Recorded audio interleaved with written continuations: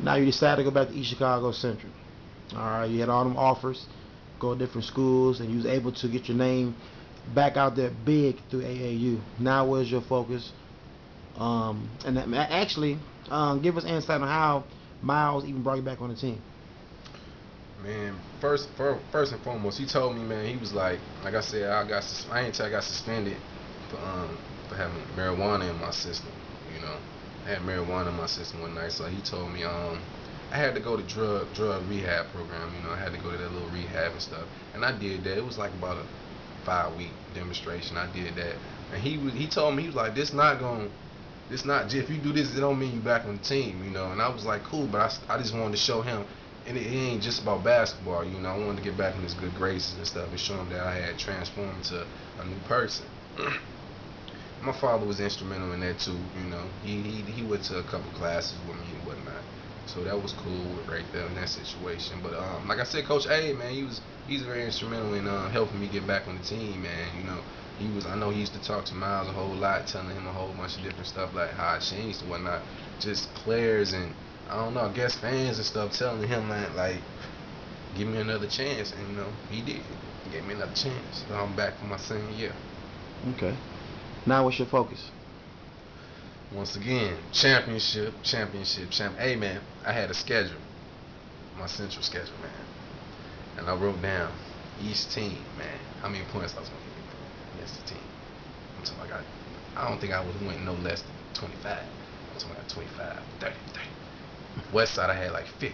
Yeah. So my guy come to my crib, my guy D Perkins, he come to my crib, he's like, dang Moose, you talking about going all NBA on these guys? I'm like, man, but that was my confidence level though, Carl. I feel Yeah. like, man, I haven't went up against anybody to that point. I feel like that can stop me, man. I feel like I can put up a 60-point game and it was nothing.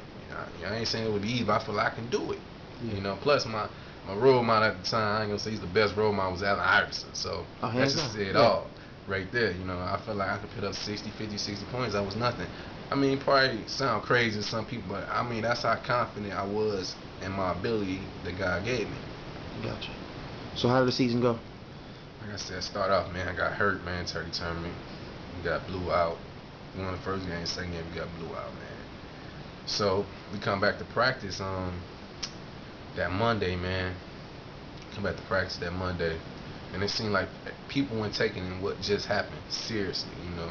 So I'm like, I was kind of agitated. So I'm in practice, going through practice, and it seemed like Coach Miles was like on my back. Anytime I did something, he had something to say. Anytime somebody else did something, it blew off and went nothing. But he just stayed, and I didn't understand at the time. I guess he wanted me to be the leader, so he's gonna be 10 times harder on me.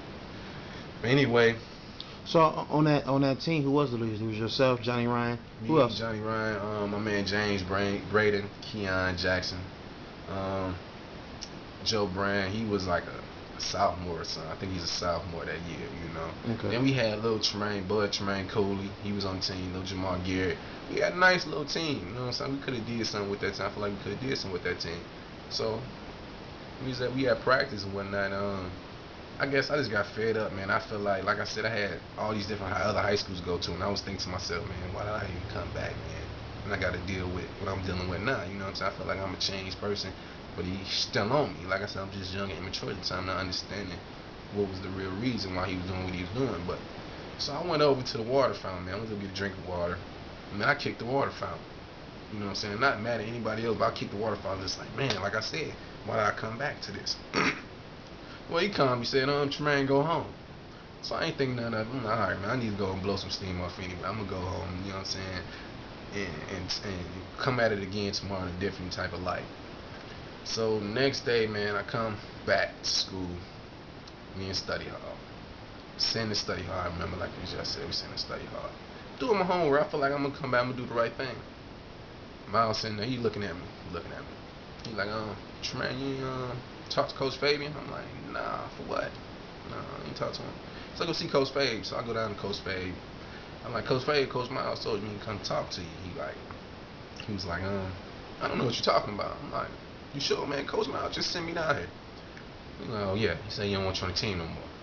Man, hard drop, man. I'm like, what? This is my senior year. I'm like, what you mean? It's over? Yeah, pretty much. And that was like pretty much the end of my basketball career at Central, man. So, so why did Miles just man up and come and tell you himself? Man, I never asked him, man. And at the time, I really didn't, like I said, I really wasn't even thinking or cared about why. I was just messed up, man, that I was not on the team no more. You know what I'm saying? My basketball career, like I said, was over at Central, and I ain't accomplished anything that I set out to accomplish. You know what I'm saying? Doing my whole 4 years at Central, man. So, So do you think Miles had this plan out? You know, he knew you was going to different schools, the possibility, and he was just waiting for you to do one thing wrong. nah, I don't think it had nothing to do with me going about to go into any other schools that he wanted to just get me out the way. But like I said, I mean, like, man, I done been through so much bull crap. I just done so many things at Central, man, that he was just tired of it. He, like I said, he blessed me even give me another chance, man. You know what I'm saying? To come back my senior year to play for the man. So he was just like I said, I was with zero tolerance, and I knew that. I knew that. I mean, I ain't. I feel still to this day, I don't think like what I did, me kicking that water fountain. You know what I'm saying? Was that big of a deal. But like I said, it was just, I guess it showed him that I really haven't changed. I'm still the same person on the inside. You know what I'm saying? I guess he thought I was putting on a different face or whatnot. So.